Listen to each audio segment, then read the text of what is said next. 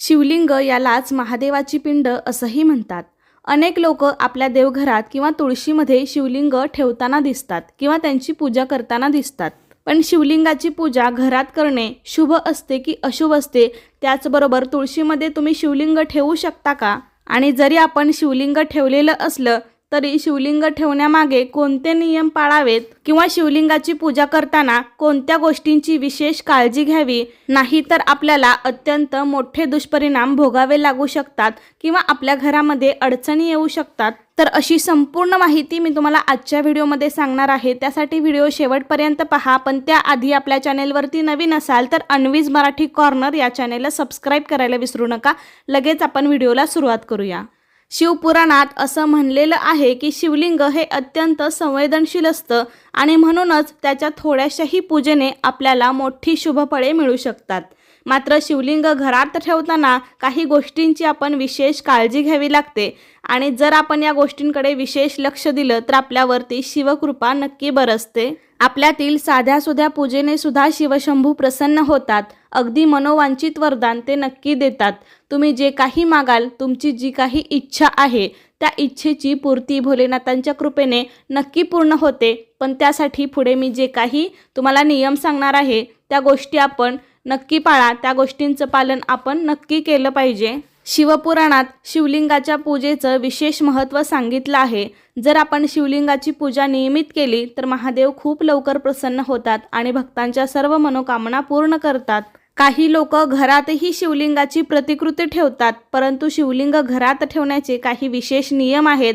ते बऱ्याच लोकांना 99% लोकांना सहसा माहीत नाहीये आणि जर या नियमांचं पालन केलं गेलं नाही तर मात्र तुमच्या समस्या नक्की वाढू शकतात. जर तुम्हाला शिवलिंगाची पूजा दररोज करणे शक्य नसेल तर कमीत कमी सोमवारच्या दिवशी तरी आपण शिवलिंगाची मनोभावे आणि विशेष अशी पूजा करावी. जर तुमच्या घरात शिवलिंग आहे, महादेवाची पिंड आहे, तर किमान सोमवारच्या दिवशी तरी आपण शिवलिंगाची पूजा करणे फार महत्त्वाचे असते. आता तुम्ही म्हणाल की आम्ही रोज देवपूजा करताना शिवलिंगाची पूजा करतो, पण विशेष अशी पूजा म्हणजे नक्की काय? तर सोमवारच्या दिवशी तरी किमान आपण शिवलिंगावरती शुद्ध पाण्याचा जलाभिषेक केला पाहिजे. त्याबरोबरच दुधाचा अभिषेकही केला पाहिजे. त्यानंतर महादेवाला अतिप्रिय असणारे बेलाचे पान एकतरी ते शिवलिंगावरती आपण अर्पण केलं पाहिजे. आणि जरी तुम्हाला दुधाचा अभिषेक करणं शक्य झालं नाही तरी तुम्ही फक्त पाण्याचा अभिषेक सुद्धा करू शकता, कारण महादेवांना जलाभिषेक ही अत्यंत प्रिय आहे. त्याचबरोबर तुम्ही महादेवांना ज्या गोष्टी आवडतात त्या गोष्टी सुद्धा अर्पण करू शकता. जसे की धोत्र्याचे फूल असेल, फळ असेल, पांढरं फूल असेल, पांढरी वस्त्रमाळ असेल. तुम्हाला यापैकी जे काही सोमवारच्या दिवशी अर्पण करणं शक्य होत असेल ते आपण नक्की करावं. आणि ज्यांच्या घरी शिवलिंग नाहीये, जे कोणी नवीन घेणार असतील त्यांनी लक्षात ठेवा, शिवलिंग खरेदी करून तुमच्या घरात आणाल तर त्याची प्राणप्रतिष्ठा कधीही करायची नसते. शिवलिंगाची प्राणप्रतिष्ठा केवळ मंदिरात केली जाते, घरामध्ये केली जात नाही. मात्र आपण घरात शिवलिंगाचा अभिषेक करू शकता. घरात ठेवण्यासाठी नर्मदा नदीतून जे दगड बाहेर पडतात त्याला नर्मदेश्वर शिवलिंग म्हणतात. असे शिवलिंग शक्यतो जास्त चांगलं मानलं जातं, शुभकारी सुद्धा असतं. पण लक्षात ठेवा, आपल्या घरामध्ये शिवलिंग ठेवताना ते नेहमी आपल्या हाताच्या अंगठ्यापेक्षा मोठ्या आकाराचं नसावं. शिवलिंगाचा आकार हा नेहमी आपल्या अंगठ्याच्या लांबीपेक्षा जास्त नसावा. असं म्हणतात की जी मोठी मोठी शिवलिंग असतात त्यांची स्थापना जर आपण आपल्या घरात केली तर त्याचे खूप सारे नियम, त्यांचे पालन आपल्याला करावे लागते. आणि हे जर पालन आपल्याकडनं करणं शक्य झालं नाही तर आपल्या घरावरती मोठ्या संकट येऊ शकतात, अडचणी येऊ शकतात, घरामध्ये अशांती निर्माण होऊ शकते. शिवपुराणानुसार शिवलिंगाची दररोज सकाळ संध्याकाळ पूजा करणं आवश्यक असतं. आणि जरी आपण दररोज शिवलिंगाची 2 टायमाला पूजा करू शकत नसेल तरी किमान सोमवारी तरी आपण शिवलिंगाची सकाळ संध्याकाळ पूजा ही अवश्य करावी. त्याचबरोबर एका घरामध्ये एकापेक्षा जास्त शिवलिंग ठेवल्याने सुद्धा आपल्या घरामध्ये अनेक प्रकारच्या अडचणी, संकट येऊ शकतात. शिवलिंग हे नेहमी खुल्या स्थानी असावं. त्याला कधीही बंद पेटीमध्ये किंवा एखाद्या बंदिस्त जागेमध्ये ठेवणं हे अत्यंत चुकीचं आहे, कारण वास्तुशास्त्रानुसार शिवलिंगातून सातत्याने ऊर्जेचा संचार होत असतो.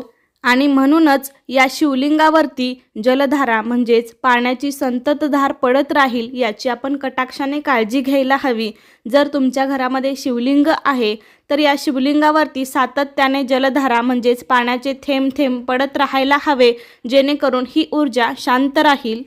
कारण अशा प्रकारे ज्या शिवलिंगावरती पाण्याची धार सतत पडत नाही त्या घरात, त्या वास्तूत कायमस्वरूपी अशांतीचा वास निर्माण होत राहतो। शिवलिंग घरात ठेवताना तुम्ही ते कोणत्याही धातूचं ठेवू शकता, सोन्याचं, चांदीचं, तांब्याचं किंवा पितळेचं। त्याचबरोबर नर्मदेश्वर शिवलिंग हे जास्त शुभकारी असतं, पारद शिवलिंग सुद्धा खूप शुभ असतं। अनेक जण शिवलिंगाला केतकीचे फूल अर्पण करतात किंवा तुळशीपत्र, तुळशीची पानं अर्पण करताना दिसतात, परंतु भगवान शंकरांना या वस्तू अजिबात आवडत नाहीत। केतकीची फुलं, तुळशीची पानं, सिंदूर, हळदी या वस्तू आपण शिवलिंगाला चुकूनही अर्पण करू नयेत किंवा शिवलिंगावरती ती चढवू नयेत। या वस्तू जेव्हा आपण त्यांना अर्पण करतो तेव्हा आपल्याला शुभ फळे मिळण्याऐवजी आपल्या जीवनात वेगवेगळ्या प्रकारची संकटे आणि आपदा निर्माण झालेल्या दिसून येतात।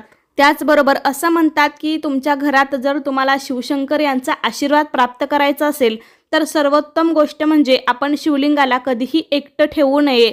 म्हणजे शिवलिंगासोबत आपण भगवान शिवशंकरांचे जे कुटुंब आहे या कुटुंबाचा फोटो अवश्य ठेवावा, किंवा तुम्हाला फोटो ठेवायचा नसेल तर माता पार्वती असतील, बालगणेश असतील किंवा कार्तिकेय असतील यांचे फोटो किंवा मूर्ती जरी आपण त्या ठिकाणी ठेवले तरी आपल्याला अत्यंत शुभ फळे मिळू शकतात। म्हणजे तुमच्या घरामध्ये जर श्री गणेशाची मूर्ती असेल तर तुम्ही ती शिवलिंगाच्या बाजूला ठेवू शकता। त्याबरोबर माता अन्नपूर्णेची मूर्ती सुद्धा तुम्ही एका शिवलिंगाच्या बाजूला ठेवू शकता, कारण माता अन्नपूर्णा सुद्धा एक पार्वती मातेचंच रूप आहे। त्याचबरोबर एक खूप मोठी चूक आहे की जी अनेक लोक आपल्याला करताना दिसून येतात, ती म्हणजे तुळशी वृंदावनमध्ये महादेवाची पिंड ठेवली जाते, शिवलिंग ठेवलं जातं। ही खूप मोठी चूक आहे। तुळशीमध्ये शिवलिंग ठेवणं ही अत्यंत चुकीची पद्धत, प्रथा आपल्याकडे निर्माण झालेली आहे। खरे तर तुळशीजवळ जो काळ्या रंगाचा दगड ठेवायला हवा हिंदू धर्मशास्त्रानुसार तो म्हणजे शालिग्राम। शालिग्राम हे भगवान श्री हरी विष्णूंचंच एक रूप आहे आणि तुळशीला विष्णुप्रिया म्हटलं जातं। तुळस श्री हरी विष्णूंना अत्यंत प्रिय आहे आणि म्हणूनच तुळशीजवळ आपण या शालिग्राम नावाच्या देवतेची स्थापना करावी। आणि जर तुम्ही अशा प्रकारे तुमच्या तुळशीमध्ये महादेवाची पिंड ठेवलेली असेल तर विनंती आहे की तात्काळ ही पिंड त्या ठिकाणाहून आपण दुसरीकडे ठेवावी। आणि दुसरीकडे तुम्ही कुठेही ठेवा, त्यावरती पाण्याची संततधार राहील याची मात्र काळजी अवश्य घ्या। आणि जर तुमच्याकडे नर्मदेश्वर शिवलिंग असेल तर त्या शिवलिंगाविषयी आधी संपूर्ण माहिती जाणून घ्या की त्या शिवलिंगाची पूजा कशी करतात किंवा त्या पूजेचे कोणते नियम आहेत, आणि मगच तुम्ही त्या शिवलिंगाची पूजा करा। फक्त नवीन जरी शिवलिंग तुम्ही घरामध्ये आणलं तर त्याची प्राणप्रतिष्ठा करू नका, पण नियमितपणे त्याची पूजा आणि अभिषेक करा। शिवलिंग घरात नेहमी पूजेच्या ठिकाणी ठेवा, देवघरामध्ये ठेवा। घरातील जोडीच्या बेडरूममध्ये शिवलिंग ठेवण्याची चूक करू नका। तसेच हे स्थान मोकळे असले पाहिजे, त्यामुळे त्या जागी एक सकारात्मक परिणाम दिसून येतो। आणि असे मानले जाते की शिवलिंगातून प्रत्येक वेळी ऊर्जेचा प्रवाह सुरू असतो, म्हणून शिवलिंगावरती नेहमी पाण्याचा प्रवाह ठेवावा, यामुळे ही ऊर्जा शांत होते। शिवलिंगाची पूजा करताना हे लक्षात ठेवा की शिवलिंग उत्तर किंवा पूर्व दिशेलाच असावे आणि पूजा करताना त्यावरती चुकून सुद्धा हळद लावू नका, त्याऐवजी तुम्ही चंदन किंवा भस्म लावू शकता।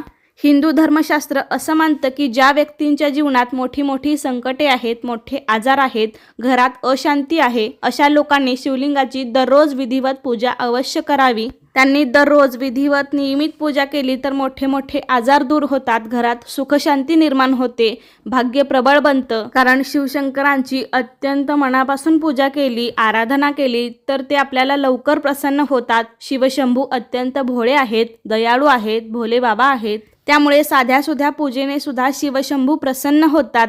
तुमच्या ज्या काही इच्छा असेल त्या इच्छेची पूर्तता होते। पण मात्र तुम्ही मी सांगितलेल्या गोष्टींच्या नियमाचं पालन केलं तर तुम्हाला त्याचा शुभ परिणाम नक्कीच प्राप्त होऊ शकतो। तर कसा वाटला तुम्हाला आजचा व्हिडिओ मला नक्की सांगा। आवडला असेल तर लाईक करा, जास्तीत जास्त लोकांपर्यंत शेअर करा आणि असे छान छान व्हिडिओज पाहण्यासाठी आजच आपल्या चॅनलला सबस्क्राईब करा। धन्यवाद।